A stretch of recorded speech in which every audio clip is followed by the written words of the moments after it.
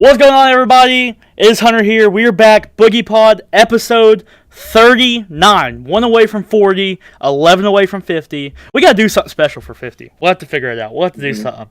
Maybe in live BoogiePod. Yeah, I don't know if that'd work. I'd have to go out and buy a camera, and I don't want to do that. But we'll figure out something cool to do for 50. Maybe we'll get like a cool guest or something. I don't know. But Jake, how was your week been? Pretty good. Really isn't like all that big a breaking news this week, as there usually is in this time of the year. But we are practically 1 month away from football being full on. Which once that starts, it'll be going. It'll be going fast, quick. Breaking news is every week of different things. But we got some things to talk about, and we're gonna go kick it right off with the SEC predictions. I'm gonna go first here. So in the East, I have real fast. If you are watching this on the clip video, there's going to be like a thing on the screen right now that shows you my predictions. But if you're watching it live or watching it through the BoogiePod video itself, there ain't going to be there, so you're going to have to listen closely. So, for my East, I'm going to start off last, because I feel like last is the most obvious, and that's going to be Vanderbilt. I think they're going to go 1-11 this year, personally, and they're going to go 0-8 in conference. I think they're going to win one game. Some people have them winning like 2 or 3. I don't see how they're going to beat NIU at NIU. They open up I think I have them beating NIU. It's Hawaii. They play Hawaii on the road first game. They're not going to beat Hawaii. They're not that good. They're favored, though, in that game. I just looked at it a minute ago. I think Hawaii is minus 3.5. I think it's Hawaii that's minus 3. Check. But either way, no, I think you're right. I think Vanderbilt, but the FPI has Hawaii favored. It's Vanderbilt minus 6.5 on the spread. That's pretty wild. Click the game and tell me the FPI. Well, Hawaii is way favored on it. It's like 72-28 or something. See, it just depends where you go. But yeah, I think they're going to lose that game. I don't see them being able to go into Hawaii. Maybe at Vanderbilt, but even they don't really have a home field advantage. Vanderbilt needs to be out of the SEC, and be honest with you, they'd be a great, ACC team. They'd be a great ACC team. That's where they belong, to ACC. But it's okay. Maybe make a trade, Vanderbilt for Clemson. I think that makes a lot of sense. All right, let's move on. Going into number 6, I have Missouri. I think they'll finish the year 4-8 with a 1-7 conference. I think they beat Vanderbilt, obviously, and their 4 wins, obviously Vanderbilt, and 3 of them are out of conference. Like small schools that no one cares about. I don't see a path for Missouri. If you're a Missouri fan, might want to take the year off. Maybe take a couple years off. You've been taking the last couple years off. So, I don't know what to tell you. Bad program, 5 different team. All right, moving on. Number 5, South Carolina. If you are high on South Carolina, tell me why. Go to the comments right now. If you're watching this in the video, if you're watching the replay of the BoogiePod, if you're watching live, if you think South Carolina is going to be good this year, go in the comments and give me a reason besides saying Spencer Rattler. You cannot mention his name. Give me a reason. You can't. You physically can't. Oh, but it's the second year and we had a pretty good year last year. No, you didn't. You were 6-6, I think. Overachieved. Yeah, 6-6. If you think that's a good year, you have problems. And I got South Carolina going 5-7. They're going to miss a bowl game this year, and they're going to go 2-6. So worse than they did last year. Which you might be thinking, well, Hunter, that don't make any sense. How are we going to get worse? We're getting everybody back. You have a lot harder schedule this year. So yeah, L for you guys. I hate it for you guys. All right, moving on. Number 4, I got Kentucky. I think they're going to finish 8-4. Will Levis, it might be the most overrated quarterback in the league. 4-4 in conference. I think they'll have a decent year, though. Go play a bowl game. They'll probably win their bowl game. And their schedule is really brutal for Kentucky. But, with being said, Will Levis is probably not even the best player on your team, to be honest with you. So, I wouldn't be too high on him if you're a Kentucky fan. But besides that, y'all should have a pretty decent year. Number 3. Notice how I haven't said Florida yet. That's because we are getting to Florida. Now, Florida Gators at 9-3. They're going to be 5-3 in conference. I have them tied with my number 2 team, which I'll go ahead and mention now, which is Tennessee. I think Tennessee will also go 9-3 and 5-3 in conference. The reason why Tennessee's ahead of them is I do think Tennessee will beat Florida this year in the season game. But they're 5-3. Obviously, they'll beat Vanderbilt, South Carolina, Missouri. And I might have them losing to the Kentucky game. But I do have them going across to the West and winning some games there. They actually have a pretty favorable schedule. For a lot of people are considering this a down year for Florida, but go look at their schedule. Tell me where you can find 4 losses for Florida. You're not going to be able to. You might be able to find 4, no way you're going to be able to find 5 losses for Florida. They will be in a bowl game, and they will be fine. I think if you're reaching for 5 losses, that means you have them losing at FSU at the end of the year. And I don't see that for Florida. They'll get beat by Florida State unless Florida State makes huge improvements. Let's go into my number 2 team, which is already mentioned. Tennessee, 9-3, 5-3. I do have them winning against Florida in the rival game. I think Tennessee's going to have a great year this year, a big bounce-back year. The future for Tennessee is bright. And besides that, there are 3 losses, by the way, if you're wondering. I do have them losing to Georgia. I do have them losing to Alabama. And I do have them losing to LSU, actually. I think that's a big trap game for them. And originally I had Tennessee in that game. I went back and forth, but I'm going to settle with LSU winning that game, I think. I think it's unlucky that Tennessee has to play them on the road this year because Tennessee was playing LSU at home. I mean, you could be looking at a 10-win season for Tennessee, and I can't remember the last time Tennessee had 10 wins. So that's great for Tennessee. I think you're going to be knocking on the door of a New Year's Six Bowl, might even get one. And good for Tennessee. The future's bright for you guys. Coming in at number 1, I have undefeated Georgia at 12-0, 8-0. Their schedule is easy peasy. Lemon squeezy. They have one of the easiest schedules that you could possibly have in the SEC. So I don't see anyone really holding a torch to Georgia. Honestly, I think Georgia plays Tennessee at Tennessee this year. That might be an interesting game. But really, Georgia's defense, they're going to be young, but you know they're going to be top tier with the recruits they have. And their offense should take a step forward this year and be better than they were last year, honestly. So that is my East predictions. Jake, give me your SEC East predictions. Okay, I'm going to start from last as well. I don't have records, but they'll probably shape up similar to what yours were, but just different orders, obviously. So last, I do have Vanderbilt. There's nothing to like. I mean, our school near here, ETSU, goes there, and they have like a home field advantage by attendance, so that's never good. Then I have bad. Missouri. Yeah, Missouri next. And then I have Florida. Wow. I'm pretty low on them, but I think the middle of the pack in the SEC East is going to be kind of close. I think they'll beat up on each other a lot. After that, I have South Carolina. I'm not as high as some people are on them. You're not high on them either. So South Carolina's middle of the pack. Then I have Kentucky at 3. They'll have a good year, but I don't think they're going to be better than Tennessee, which I have at 2. The thing with Tennessee, I think they have upset potential with Georgia. Like I think they could beat Georgia, but I also don't think they're good enough to not be upsetted by somebody else. Yeah. I think they could, like Florida or LSU. Well, LSU wouldn't be an upset anyways. LSU will probably be favored in that game, but something like that. Or the Pitt game is concerning maybe because they could still be pretty good. Who knows? They lost Pickett, but they have that Keaton Slovis guy or whatever. He'll be good too. I think that's their quarterback. Yeah. Then Georgia at 1, obviously. They even if they're not as good as last year, which I don't think they will be, their schedule is so easy that they probably should go undefeated or with 1 loss max. If they get more than 1 loss, they've had a rough year considering what their schedule is. 100%, yeah.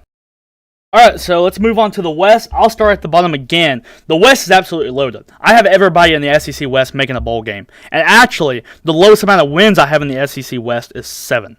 So everyone makes a bowl game with not necessarily flying colors, but at least 7 wins. So let's start off at the bottom. I have Arkansas at 7-5. They had a great year last year, but they are going to the bottom. Their schedule is absolutely brutal. I think they're going to go 3-5 this year in conference. They play all their tough games on the road, which sucks for them. And the ones that they should win, they play them at home anyway, so it don't matter. And it's just I feel really bad for Arkansas, man. And also, I'll be straight up honest with you, not saying last year was fluky, but it was fluky. And I like the talent there is not as high as some of the other conferences. So I'm not dogging on Arkansas fans. I don't want you to think that. But if you were in another conference, like if you guys moved to the ACC, you would be probably second. But you're in the SEC West. Like, I feel bad for you. And I think you're going to go 7-5 this year. And the reason why I have you guys going last, which goes into my 6th team, who I also have 7-5, which is Mississippi State. I have Mississippi State 7-5. I think they'll finish 3-5 in conference. I have them 6. I think they're going to beat Arkansas. That's why I have them there. Arkansas goes Mississippi State. I would put Mississippi State probably a little less talented than Arkansas, probably a little less better team. But I think they'll get that one at home and break the tiebreaker there and be able to advance to 6 there. Going in at number 5, I have Auburn. A lot of people are just like kind of pushing Auburn to the side. I think Auburn's going to have an 8-4 year this year, which would be a really impressive for, I think, what they're supposed to get. They're going to be 4-4 in conference, about 500. Obviously, I think they're going to lose the obvious ones, and I think they're going to win the middle ones. And I think that coach will actually save his job and end up maybe having a little good career at Auburn. Moving on, number 4, I have Ole Miss, 8-4. If you're high on Ole Miss this year, it's kind of the same way as South Carolina. I would love for you to tell me why. Like, I would love for you to go in the comments and tell me why. Like, besides last year. Like, if you're holding on to last year, this is a brand new year. It ain't going to work that way. 8-4 is still a great year, though. 4-4 in conference as well. Same as Auburn, but I think Ole Miss will beat Auburn in the regular season and break that tiebreaker.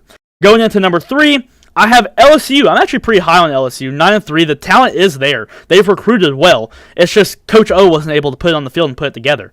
I do think the LSU has the talent. I think Brian Kelly will put it together there. They have a really, really favorable schedule with a lot of tough games at home that they should be able to pull off. So I'm going to go 9-3 and 5-3 in conference. Going to number 2, I have Texas A&M. I also have them 9-3 and 5-3 in conference. I think they get the tiebreaker edge over LSU by beating them. And Texas A&M has a really hard schedule this year. It seems like Texas A&M always has a really hard schedule, but I think they'll be able to push through, get 9 wins and only 3 losses. And then that leads me to my number 1 team, which is Alabama, which I also have going 12-0, undefeated, 8-0 in conference. They do have a really hard schedule, but really when you get down looking at it, their hardest game is debatably on the road at Texas week 2. So, if they get through that, or it's week 1 technically, but I think it's both of their second games. It's weird. But if they can just get past that game, if they look really impressive at Texas, considering Texas is at least decent, they get a lot of their hard games at home. They get Texas A&M at home. I think they get Ole Miss at home. Or, no, maybe they play Ole Miss on the road. I know they get LSU. Yeah, so, yeah, I just think their schedule is going to be really favorable. So 12-0, I don't really see them getting a loss. I could see them or Georgia dropping one. They are in the SEC. It's definitely possible. But I think there's more likely chance of both of those teams going undefeated and meeting in the SEC championship again. What you got? Okay, for 7, it's a kind of a toss-up for me between Mississippi State and Auburn, but I went with Mississippi State at last in the West, and then I have Auburn next. Both have a lot of question marks, especially Auburn with the coaching scandals they've had and quarterback question marks and stuff like that. Then I have Ole Miss next. I think they'll take a little bit of a step back. Their record will still be good, but compared to last year, it won't be as good because they'll have to find their new guy at quarterback. And then I'll have LSU next. I think Brian Kelly will have a pretty solid first year because, of course, the whole SEC West is pretty good. 100%. They're all pretty solid. It's the best State division. Could be the odd man out. It could be the odd man out, but yeah, they are all really good. And then at 3, I have Arkansas. I'm a little higher on them than you are. I think they could be up for a big year.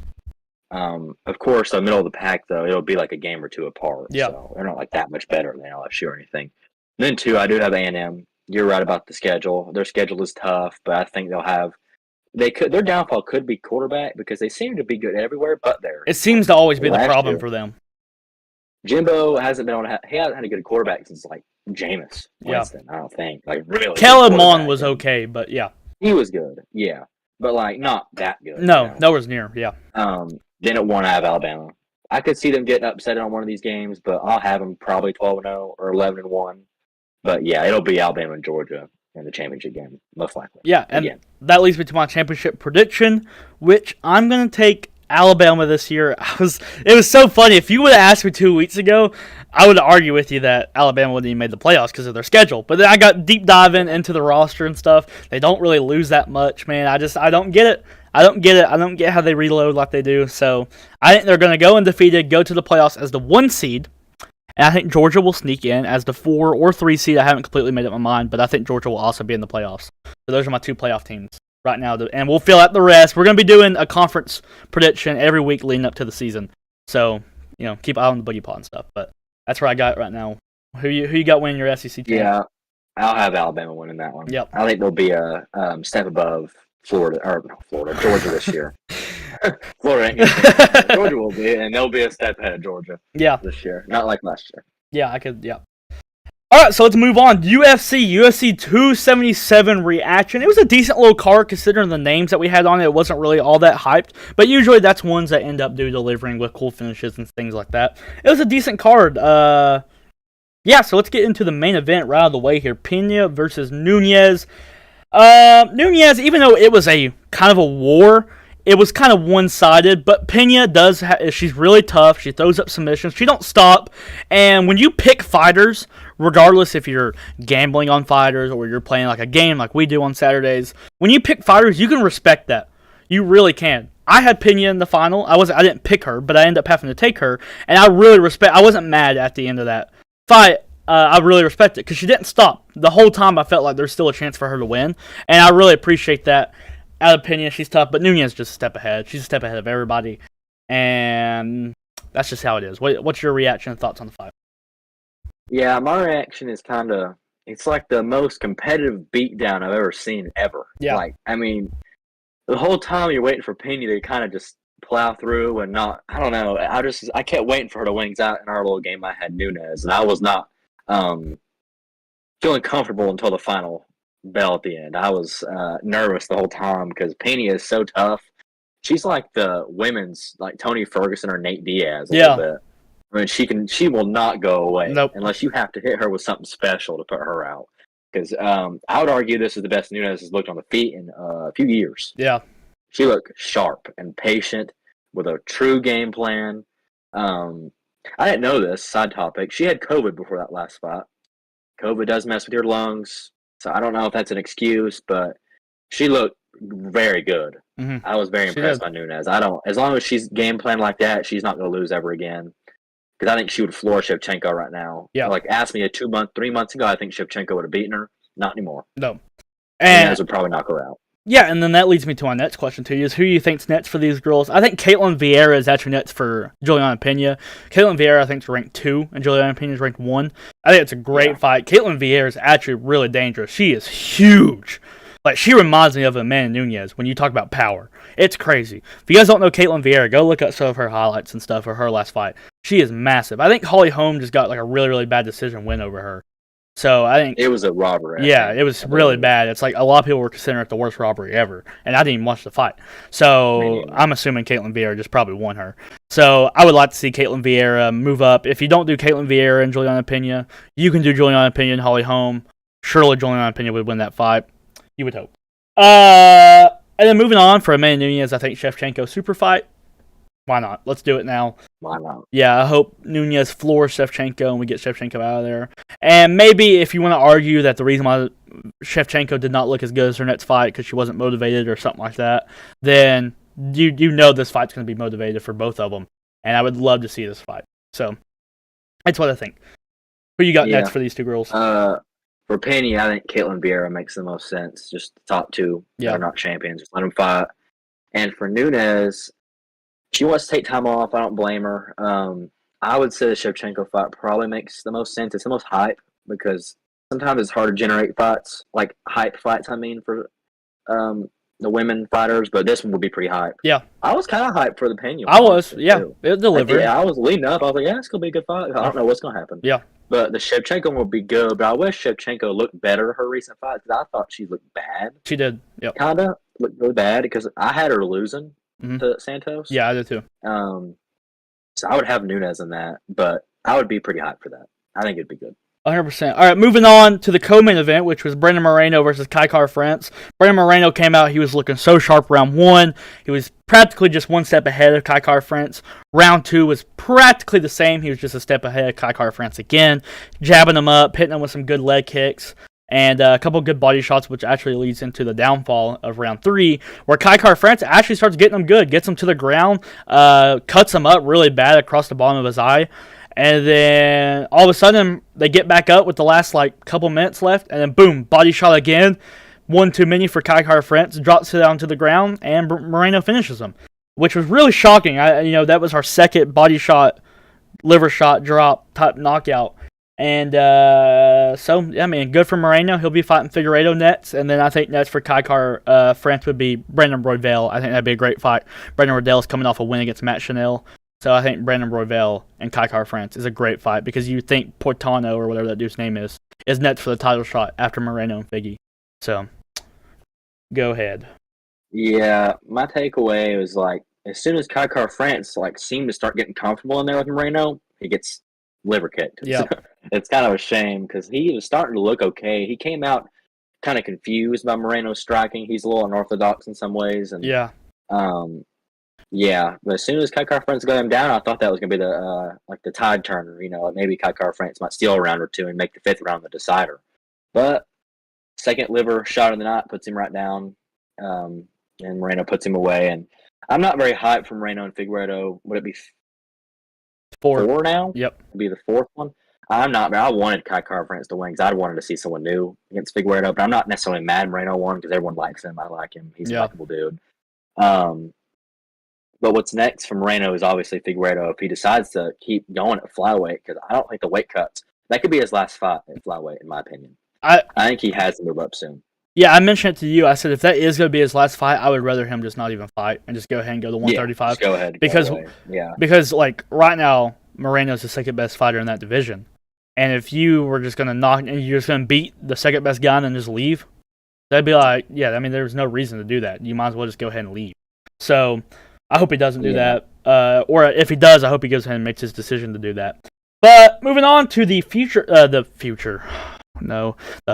fight of the card, and that was Pavlovich versus Derek Lewis. A lot of controversy of this one about an early stoppage. I understand why the ref stopped it. I don't want to seem like I don't get it. I get it. I get why he stopped it. If there was like a line that was like, let's say out of 10, right? Somebody's hurt. And a 5 is the line where you can stop the fight, I would say this one was like a 5.5. Like, I'm not going to dog on the ref for stopping it. I get it. Okay, they're heavyweights. They get hurt. Derek Lewis did drop to the ground. I understand. Now, with that being said, do I think it's a bad stoppage? I do. I do think it's a bad stoppage. But I understand the stoppage. I get it. Okay, body language. I've been talking about this for 2 weeks now. It's the hugest factor in judging and reffing. If your body language is bad, I think personally you need to start training body language. MMA fighters do. You need to be able to compose yourself in there. When you get hurt, not show it. Not let the judges seem like you're getting hurt and things like that. So, but I don't want to take any credit away from Pavlovich because I think he would have knocked him out anyways. Pavlovich looked great. And, which leads me, I think his next fight should be against Volkov. Volkov just got an impressive knockout round 1, which was another really bad stoppage, honestly. But he knocked out Rosenstruck. And I think, so I think Volkov versus Pavlovich is a great fight to make. And for Derek Lewis, if he's not going to retire, which I don't think he will, I think Rosenstruck's in there a great fight. Rosenstruck versus Derek Lewis is an awesome fight. And both of them just got knocked out in round 1 by sussy stoppages, and both of them have knockout power. So I think it's a great fight to make up, and that's my take on the fight. Go ahead. Yeah, so from the jump, I really didn't think the stoppage was that bad at all because I understood from the jump, like, I know why he stopped it, but it was a little early. I'm not going to say it wasn't early, but you cannot face plant and not defend yourself for a few seconds when a huge 300-pound man's about to come down and beating on you. It is heavyweight. It's dangerous. Yeah. And it's just what happens. I know Derek Lewis plays possum. That's a risk you take. If the ref thinks you're done because he was done. Yeah. I think he gets back up. He gets sent right back down and starched. I think Derek Lewis has no right to protest it at all because you can't face plant. It is body language thing, too. If you're going to play possum, you better at least shell up and, like, do something. I mean, you can't face plant. Yeah. But I was happy Pavlovich won. I think it's Derek Lewis's time to move out of the top rankings and let someone else come in, which could be Pavlovich, hopefully. Yeah. I think he's going to be good. Yeah, he looks really good. He's technical enough to actually not get just starched by a guy like Derek Lewis. Yeah. Not just going in there crazy. He seems smart in this fight at least because he fought well. But I have him fighting Volkov as well, and then Lewis should fight Rosenstruck. I think that'd be interesting because Rosenstruck's a big he's a big counterpuncher. Yeah. So I think it's a winnable one for Derek Lewis. Yeah. Rosenstruck's not that good, but yeah, I'm gonna throw something out kind of random right here, and we're not gonna talk about it long because we gotta keep moving on. But Pavlovich versus Tattoo Usc would be an awesome fight. Just throwing that out there. I know that would be awesome. You want to talk about like stressing to make a pick? That'd be one of them. All right, let's move it on. We have a fight night this weekend actually, which holds the 2 Ultimate Fighter champs. They'll be fighting, which we're not going to make any predictions on those, but I'm really excited for those fights. We will talk about the main event, though, make a prediction, kind of an early prediction on that. Thiago Santos versus, is it Jamal Hill? Am I saying that right? Hill, yeah. Okay, good. I didn't know if it was Jeremiah or Jamal. But, Jamal Hill's the real deal. I know he knocked out Johnny Walker, and Johnny Walker's, like, really bad. But, I mean, he knocked him out. And Jamal Hill does have real knockout power. It's there. He has a lot of first-round knockouts, a lot of early knockouts. Diego Santos is gun-shy. I'm going Hill knocked out round 1. I think he knocks him out early, and I think he makes a statement for that division. I really do. The only thing that's sad is I do think this might be the end of the line for Jamal Hill, in a sense of his size really bothers me a little bit. He's not necessarily like fat for the weight class, but he definitely doesn't cut that much weight. You could tell, you could see the stomach. If you look at like Ankalaev, Yeri, people like that, they're cut, they're ripped. He's not like that. So it scares me. And also, if Santos wants to mix up a little takedowns, that might be his path for victory here. I could see that. I think it is too. Yeah. But I'm going Hill early knockout. Round 1, round 2, something like that. Boogie bombs him, goes to the ground, finishes it. What you got? Yeah, I'll have Hill knock out round 2. I think the first round will be super boring because I don't think Hill wants to get caught. Because Santos, it's a shame he's so gun shy because he hits really hard. He does, yeah. It's probably one of the hardest punches in that division, Mm-hmm. but he just don't throw it. So if you don't throw it, it don't matter. Hill kind of it'll be a boring first round. I believe he might tag him a few times. They both might trade some shots, but then Hill will just figure him out and knock him out in round 2. Yeah, I agree with you. All right, moving on. Let's go to the MLB. Soto is down to 3 teams: Dodgers, Padres, Cardinals. Who do you think is going to get Soto? I do not think the Dodgers are going to do it. I don't know why. I just don't think this is one the Dodgers will go for. I don't really think they need to do that. Mm-hmm. I just don't think they do. They're already the best team in the National League.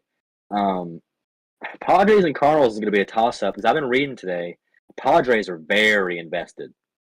But they just trained for Josh Hader. A couple of good prospects. Not their top guys, but some good ones. I'm going to go with the Cardinals right now.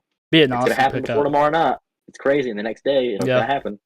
So, but, what do you think? Yeah, I think Cardinals is who I want. But since you went Cardinals, I'll go Dodgers. I'll go somebody different. Dodgers. I'll go Dodgers. They have so many prospects. And actually, if you look at their roster, they need Soto more than what people think they do. Realistically, they have one of the more overrated rosters in all of MLB.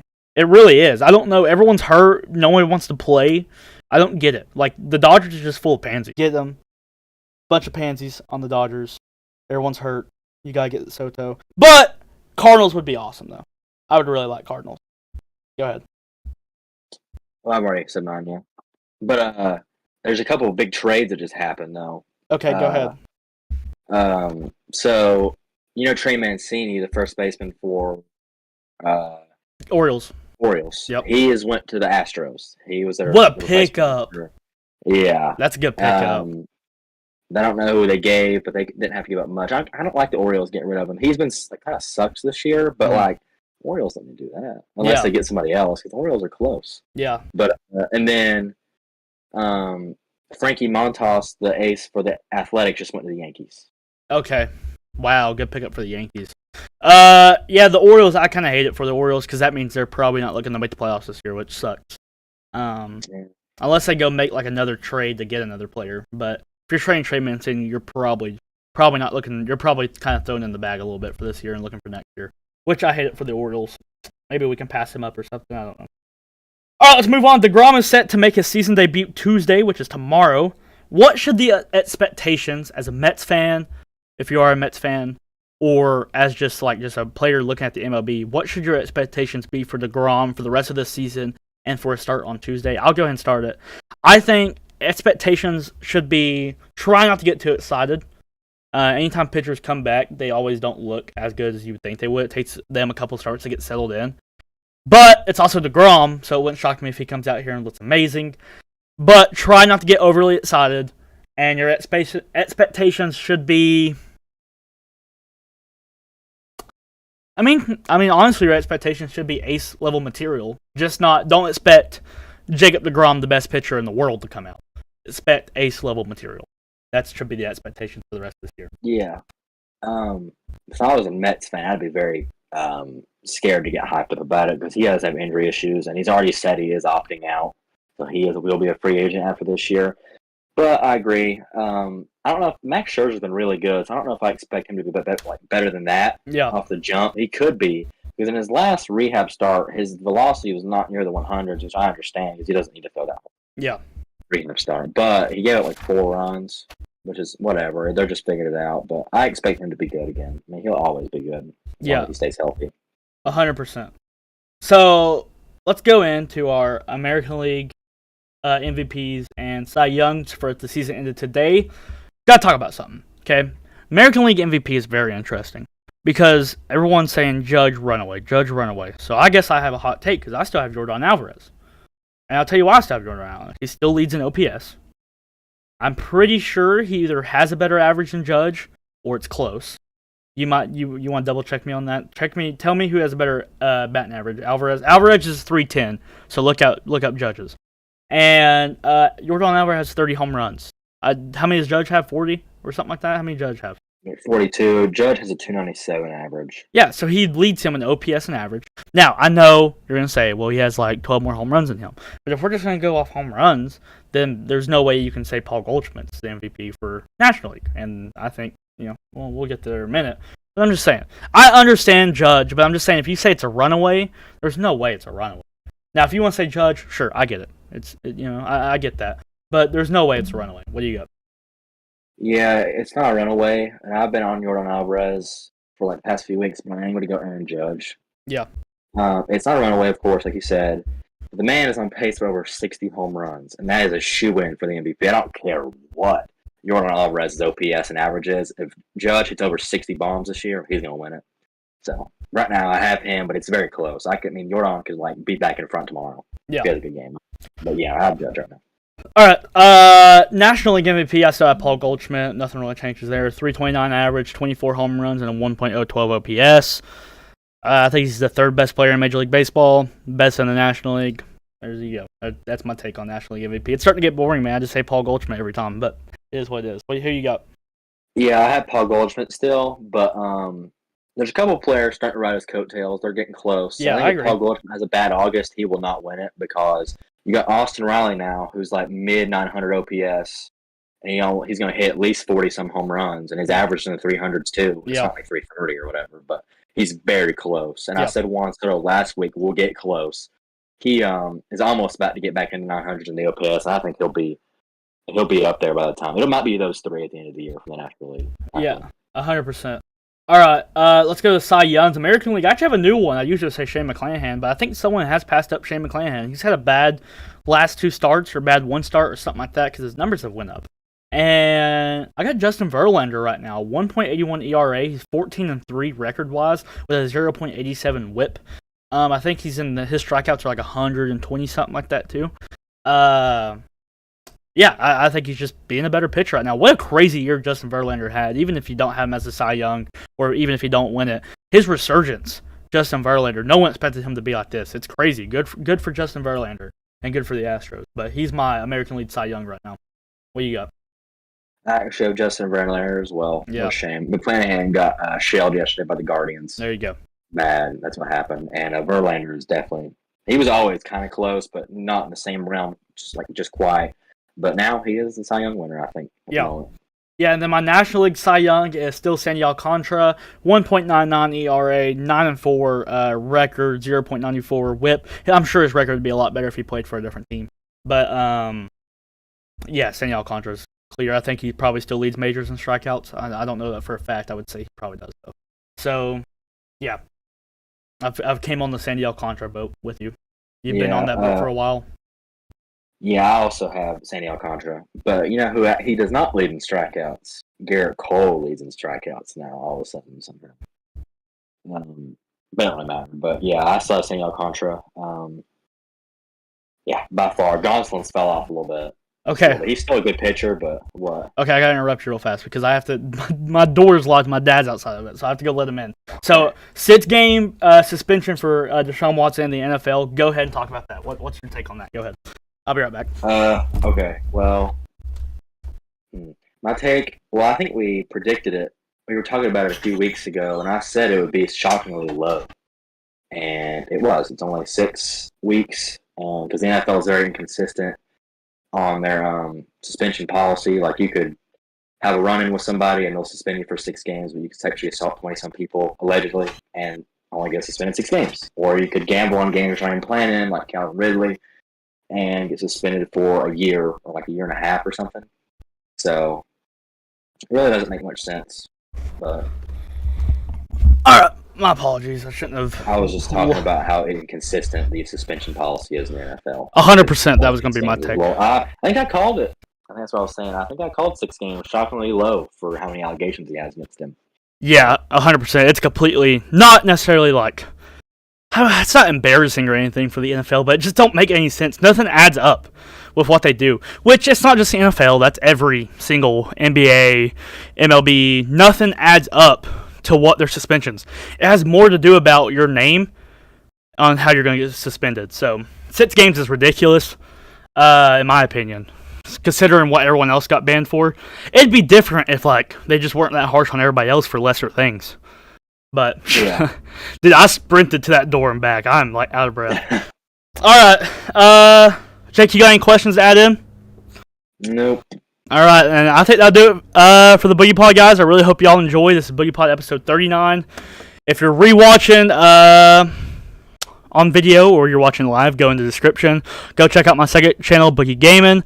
Go follow the Twitch, all that, Boogie Gaming 01. And yeah, guys, just go do all that stuff. Join the Discord. That'd be awesome.